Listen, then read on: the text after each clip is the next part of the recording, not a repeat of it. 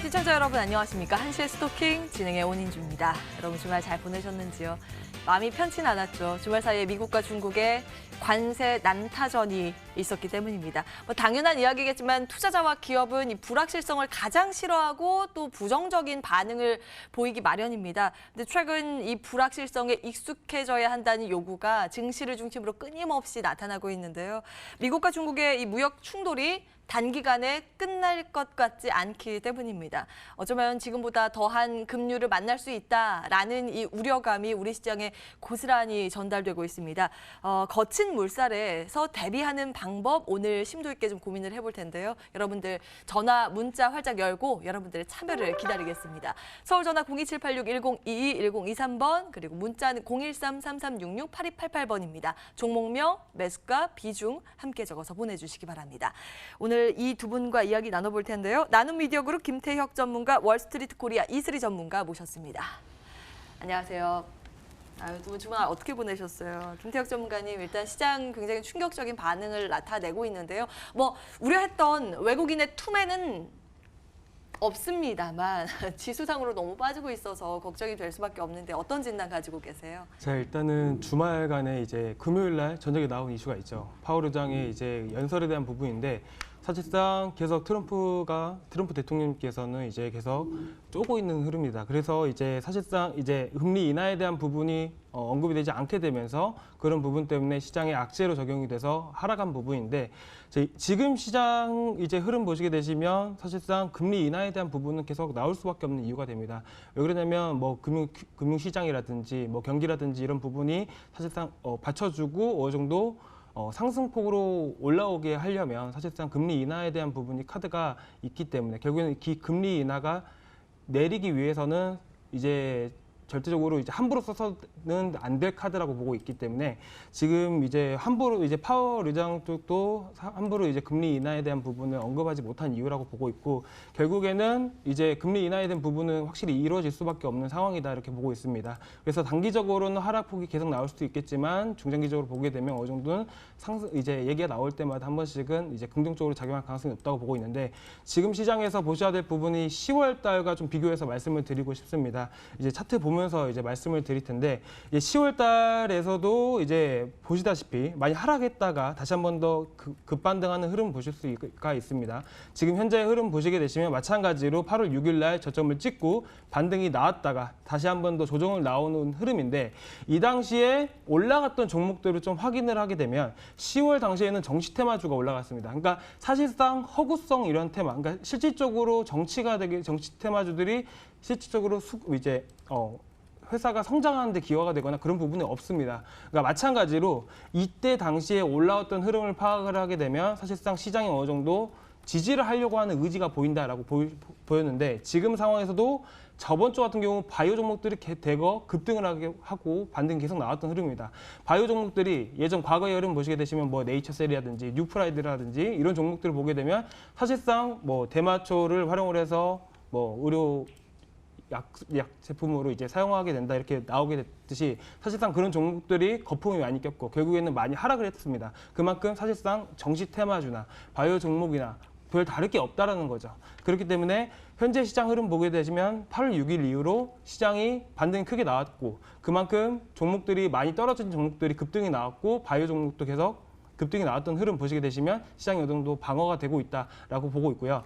사실상 현재 구간에서는 쌍바닥을 연출해야지 어느 정도 안정된 구간이라고 보고 있습니다. 마찬가지로 현재 구간에서 어느 정도 지지를 받고 반등이 나오게 되면 이제 박스권 상단권을 돌파를 확실하게 해줘야지 안정된 구간이라고 보고 있고 그런 부분에 있어서는 가치 투자가 가능하다고 보고 있으나 현재 시장 흐름에서는 그런 흐름이 아니기 때문에 실질적으로 공격적인 투자를 하시는 분도 이제 가치 투자를 같이 하시겠지만 사실상 현재 바닥에서는 어느 정도 단기적으로 접근할 필요성이 있다고 보고 있고요. 지금 이제 추가적으로 시장이 확실하게 상승을 하기 위해서는 시장 흐름의 수급 같은 경우 보게 되면 이제 단기적으로 반등이 계속 일어나고 있지만 두 번째로는 이제 환율 흐름 보시게 되면 환율 차트가 사실상 지금 박스권 내에서 움직이고 있는 흐름 보실 수가 있습니다. 지금 상황 안에서 사실상 여기서 추가적으로 상승을 하게 되면 사실상 시장은 더 추가적으로 떨어질 가능성이 높다고 보고 있고 만약 여기서 추가적으로 하락을 하게 된다. 박스권 이탈하거나 하락하게 된다면 사실상 이런 조건이 어느 정도 성립이 되게 된다면 시장은 오히려 더 상승 가능성이 높다고 보고 있으니까 환율에 대한 부분과 시장 흐름에 대한 부분을 좀 더 관심 있게 보시면 좋으실 것 같습니다. 네. 시장에 대해서 아주 공포감을 갖기에는 여전히 뭐 기대되는 요소들이 좀 있다라고 말씀을 주셨어요. 뭐 연준의 금리 인하 정책이라던가 환율에 대해서 안정적인 흐름에 대한 부분, 뭐 기대감을 가지고 계신데 이슬희 전문가님 동의하시는지 시장 어떤 진단 가지고 계신지 궁금하거든요. 예, 일단은 단기적으로 보았을 때 제가 저번에도 말씀을 드렸었지만 뭐 장기적으로 봤을 때는 충분히 올라갈 여지는 아직까지 많다 이렇게 봤었는데 중간중간에 당연히 조정이 올 거라고 말씀드렸었습니다. 그 이유에 대해서 말씀을 드리자면 아직까지 우리나라가 어떤 대외적인 악재 여건에 있어서 완벽하게 해소된 건 아니다라고 봤을 때는 아직까지는 조금 관망세를 유지를 하는 게 가장 좋을 것 같습니다. 그러면서 뭐 지난 FOMC 이후에 뭐 중국 측의 추가 관세 부과 발표라든지 독일과 중국 중심의 글로벌 경기 추가 둔화 그리고 영국의 브렉시트 가능성 부각으로 금융 불안이 상대적으로 좀 커졌다고 보여집니다. 당연히 뭐 국내 증시 또한 타격이 있을 수밖에 없다고 생각이 되는데요. 현재 금융시장은 단기 하락 이후에 관망세가 계속해서 이제 전개될 것으로 보여지면서 코스피 지수는 1,800 선후반에 이제 저점까지도 다시 한번 올 수 있다고 생각이 됩니다. 이럴 때일수록 뭐 지속적으로 계속 말씀을 드리지만 증시 영향을 이제 상대적으로 덜 받을 수 있는 실적주들 위주로 매수하시기를 바라겠습니다.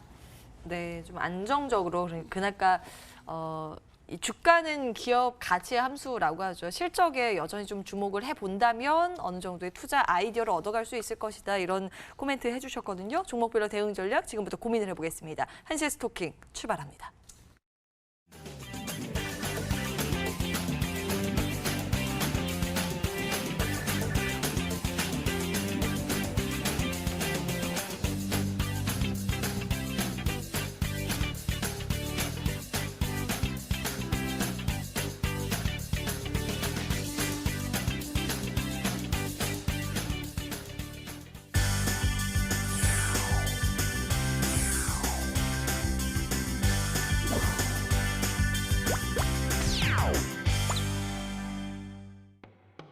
여러분들 전화, 문자 주고 계시죠? 여러분들의 연락을 기다리는 동안 특징주 분석하는 톡 쏘는 종목 시작합니다. 오늘도 세 종목 준비가 돼 있는데요. 하나하나 들여다보실까요?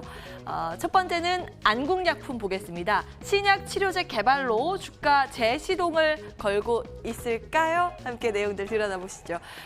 지난주 초부터 주목을 받았던 내용입니다. 레피젠과 신약 후보물질 이전 계약을 했었죠. 노인성 황반 변성이 안구 질환과 관련해서 신약물질 개발권을 확보했다라는 점이 부각이 되면서 지난주 특히 화요일에 급등 양상을 보였습니다. 그 다음 날까지도 상승세를 이어갔는데 주 후반, 그러니까 목요일, 금요일은 좀 조정을 받다가 오늘 다시 한번 급반등을 시도하고 있습니다. 주가의 방향성은 어디로 더 향하게 될까요? 잠시 뒤에 투자 의견 들여다보겠습니다. 두 번째 샘표 들여다보실까요? 무역 분쟁 수혜주로 떠오르고 있는데요. 내용 들여다보시죠. 중국의 맞불 관세가 나왔고 미국의 제품에 대해서 750억 원 규모의 특히 여기에 이제 뭐 대두, 원유가 포함이 되면서 관련 수혜주가 무엇인가 시장은 찾아 나서고 있습니다. 지난 5월에 같은 이슈로 급등을 했었던 종목이죠. 샘표가 오늘 장 초반부터 두 자릿수 상승률을 나타내면서 출발이 됐습니다. 다만 이 상승폭을 장중에 절반 이상 반납하고 있는데요. 지금 시점에서 그럼 접근할 수 있는 기회를 주는 것인가 아니면 이 종목은 좀 멀리 시선에서 떨어뜨려 놔야 되는 것인가 잠시 뒤에 전문가 의견 챙겨보겠습니다.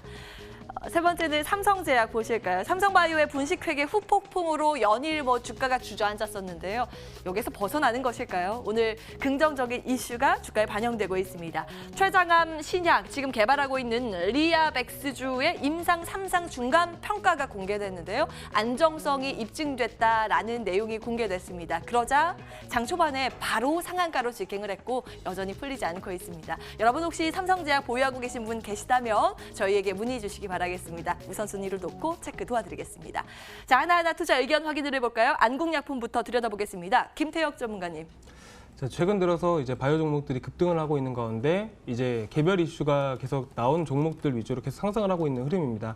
지금 오늘 안국약품도 13,750원대 21% 정도 상승을 하고 있는 시점이긴 한데 지금 현재 흐름 같은 경우 보게 되면 단기적으로 이제 시장 자체가 박스권을 만들고 횡보하고 있는 추세에 있고 더군다나 지금 같은 경우는 확실한 테마가 올라가기는 시점은 아니기 때문에 개별 이슈 종목들이 수급을 받고 올라가고 있는 흐름입니다. 그래서 일단은 재료에 대한 이제 부분 때문에 의존할 부분이 아니라 지금 현재 안국약품 같은 경우는 크게 급등을 했던 부분이 있기 때문에 기술적인 부분으로 의존을 해서 이제 지금 보셔야 될 부분이라고 보고 있고요. 지금 예전 흐름 같은 경우도 계속 보게 되면 사실상 13,450원대를 확실하게 돌파를 해주면 15,000원 부분까지도 충분히 갈 수 있었다는 사실을 알 수가 있습니다. 그만큼 13,500원대가 오기가 힘든 자리라는 것을 미리서 알 수가 있었고 현재 그걸 확실하게 돌파를 하면 15,000원대까지는 기대해봐도 좋을 가격대다 이렇게 보시면 좋으실 것 같은데 현재 오늘 흐름 같은 경우도 이제 최근 들어서 이제 그 상한가를 치고 나서 그 다음 날인 21일 날 시가 17% 띄우고 쭉 빠졌던 흐름이 있습니다. 그때 당시에 보셔야 될 부분이 이제 거래 대금을 보셔야 되는데 지금 현재 안국약품 같은 경우는 시가총액 1,400억대인데 비해서 거래 대금 자체가 520억이 터졌다는 건 어느 정도 의미가 있는 거래량과 거래 대금이라는 거죠. 그런 이후에 그날 상한가 갔던 자리 확실하게 갭 자리를 지지를 해주고 오늘 시가를 띄우고 올라가는 흐름인데 지금 더군다나 13,450원대를 확실하게 지지해주고 있는 흐름을 봐서는 15,000원대까지는 추가적인 상승세는 남아있다 이렇게 보시면 좋으실 것 같고요. 이제 혹시나 시장이 지금 떨어지고 있는 상황에서 개별 이슈가 수급을 받고 올라오고 있는 시점이기 때문에 사실상 수급이 전반적으로 퍼져 올라가기보다는 한 곳에 집중돼서 올라가기 때문에 올라갔다는 것으로 봤을 때는 사실상 시장이 다시 한 번 더 반등하게 되면 이 종목 같은 경우는 추가적인 하락이 있기 때문에 리스크가 굉장히 높다 이렇게 보시면 좋으실 것 같고 지금 분봉상 흐름 보시게 되시면 마찬가지로 13,450원대를 확실하게 지지를 해주고 올라왔던 흐름이 있습니다. 그렇기 때문에 기존 가지고 계신 분들만 접근을 하시고요. 이제 기존 가지고 계신 분들만 이제 대응을 하시고 예를 들어서 13,450원대, 뭐 300원대까지만 해도 깨지게 되면 그냥 익절하고 나오시거나 손절하시는 게 중요하시다 보고 있고 만약에 유지를 하게 된다면 14,900원, 15,000원대까지도 기대해 볼 만한 종목이라고 보고 있습니다. 보유자의 영역에 한해서 그 의견 확인을 해봤습니다. 첫 번째 안국약품이었고요. 샘표 볼까요? 이슬이 전문가님, 뒷심이 조금 부족한데요. 어떤 의견이세요?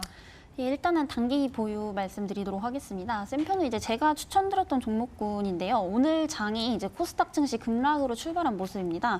앞서서 뭐 말씀이 계속 드렸지만 지수 장기적 관점에서는 상당히 저평가되어 있기 때문에 아직까지 상단이 이제 열려 있다고 말씀을 드렸으나 중간에 대외악재로 인한 조정 구간이 분명히 올 거기 때문에 폭락장을 대비하셔야 된다 이렇게 말씀을 드렸었고요. 그에 맞춰 이제 샘표라는 종목군은 대두값 인상에 따른 수혜주다. 이 미중 무역 전쟁 악화가 되면 다른 종목군들은 급락을 하지만 오히려 수혜를 볼 수 있는 인버스 같은 종목군이기 때문에 추천을 드렸었습니다. 하지만 오늘 12% 정도 급등하다가 약간은 상승세가 주춤한 모습인데요. 현재 시장 흐름상 봤을 때 미중 무역 전쟁 악화로 이 분위기가 쉽게 꺼질 것 같지 않다는 걸 감안했을 때는 우상향 추세로 한 번은 더 급등이 나올 가능성이 이제 충분하다고 보여집니다. 지금 현재 차트를 보시게 되면 가장 강력한 매물대 구간인 49,000원 선을 강하게 돌파를 해준다면 55,000원까지는 충분히 갈 수 있는 여력이 있다고 분석이 되는데요. 아직까지는 매물대에서 매물 소화 과정으로 보여집니다.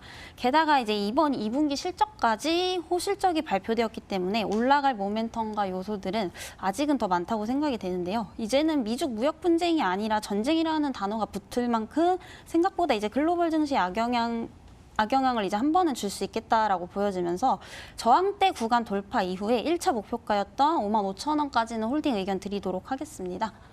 단기 보유 의견, 단기적으로 기술적인 차익을 얻을 수 있다라는 관점에서 오케이 사인 주셨습니다. 샘표까지 투자 의견 확인을 해봤고요. 이제 여러분들 보유하고 계신 종목에 대한 고민 이어갈 차례입니다. 내용 들고 돌아오겠습니다.